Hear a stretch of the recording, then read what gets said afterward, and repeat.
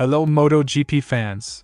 Welcome back to ZNGP Today. Amid Ducati's end-of-season celebrations in Borgo Panigale, sporting director Davide Tardozzi delivered a clear message.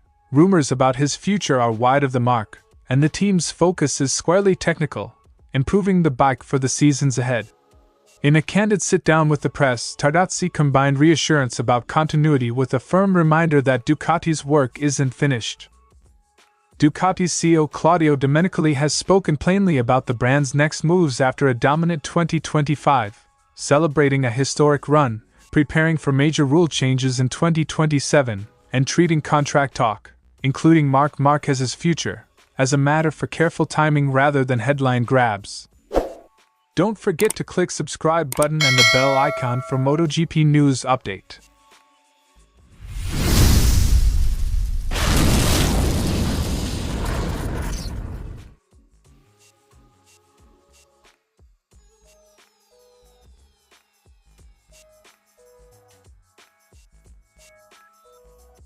Recent speculation suggested Tardozzi might leave the Borgo Panigale structure, but he addressed those stories head-on with calm and even a little amusement. Rather than fanning the flames, Tardozzi treated the rumors as baseless chatter and used the platform to underline the solidity of his relationships within Ducati's leadership. The embrace on stage with Gigi D'Allegna was more than photo-op theater. It was a visual seal on the message he wanted to send: continuity, trust and shared purpose remain intact at the heart of the project. These rumors are absurd and unfounded. In fact, we wonder why, since there is no reason. Quote from Davide Tardozzi. That straightforward dismissal reframed the narrative. The story isn't internal instability, it's a team united behind a plan. Tardozzi didn't just deny rumors, he described the human connections that make the denial meaningful.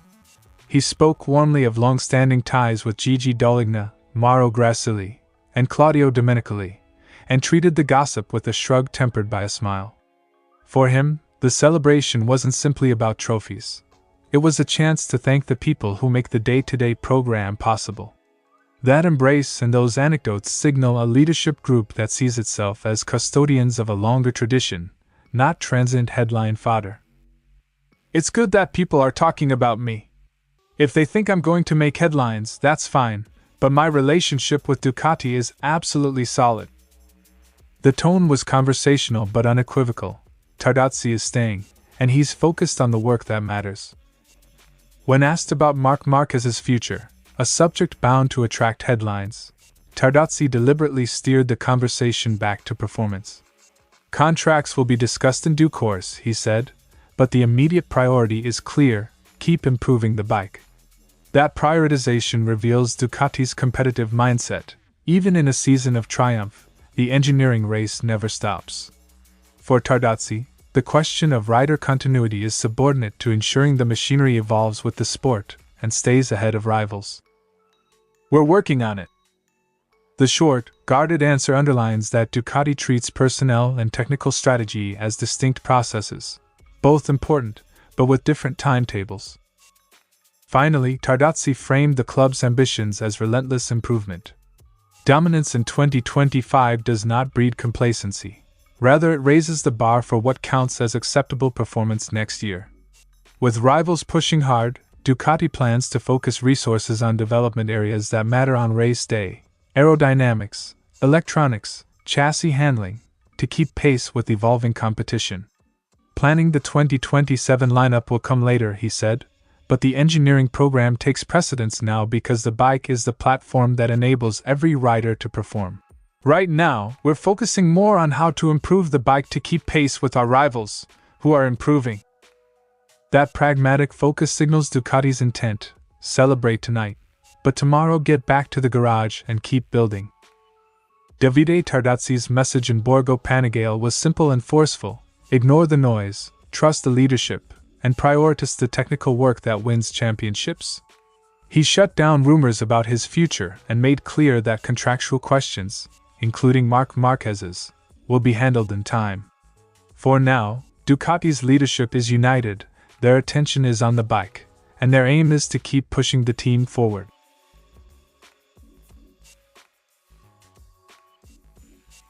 Domenicali framed Ducati's recent success as the payoff of an intentional, multi-year project, not an accidental hot streak. He reminded listeners that what began as a mission to establish a sustained winning cycle is approaching a milestone. The original 5-year plan ends next year. That doesn't mean Ducati will relax. Instead, it marks the start of a new test. Can the factory convert a period of dominance into a longer legacy, especially as rival manufacturers and regulations evolve? Domenicali's pride in the team's achievement is clear, but so is his insistence that the work continues. Championships are celebrated, but not taken for granted. What motivates me most is a kind of bet with myself, because when we won the first title with Pecco, I said in several interviews that I would like not just to win one title, but to start a cycle and do a 5-year cycle like the one Michael did at Ferrari. The sentiment frames Ducati's 2025 success as a chapter in a deliberately written story, and signals that leadership is already plotting the next chapters, not resting on laurels. Domenicali didn't shy away from the regulatory shift looming in 2027. He acknowledged that several technical solutions Ducati had pioneered, variable rear-end systems among them, are being simplified or removed by regulators. Far from conceding defeat, he framed this as part of racing's ebb and flow. Innovation pushes the envelope, rules respond, and clever engineers then seek new edges.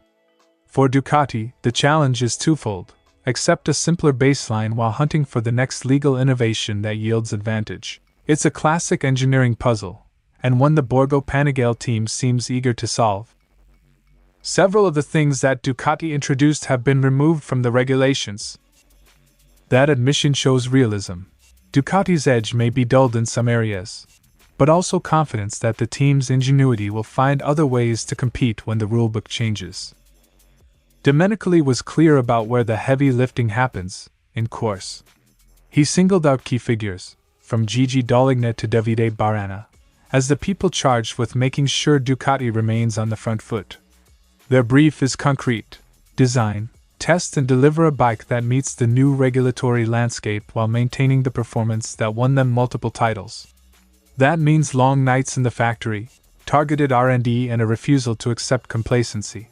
For fans and rivals alike, the message is simple: Ducati's leadership isn't counting trophies, they're counting development kilometers. The guys at course, Gigi and Davide Tardozzi, are working tirelessly to put a bike on the track that's up to the required standard. Domenicali's emphasis on people and process underlines Ducati's belief that continuity of talent and a disciplined development culture are the company's true competitive assets.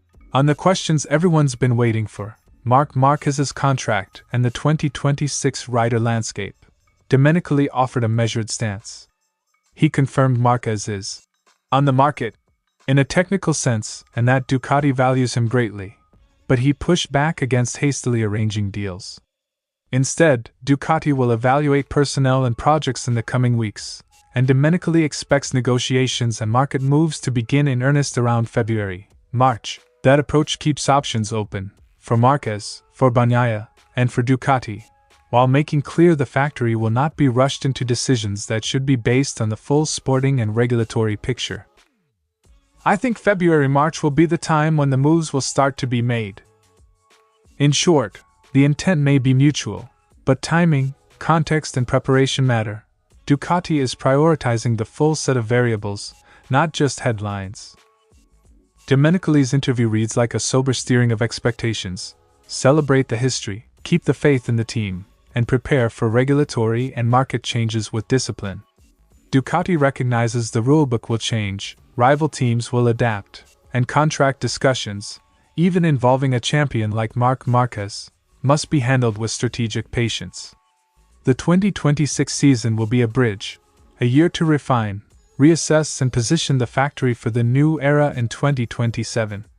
For now, Domenicali's message is steady: the hard work continues in Borgo Panigale.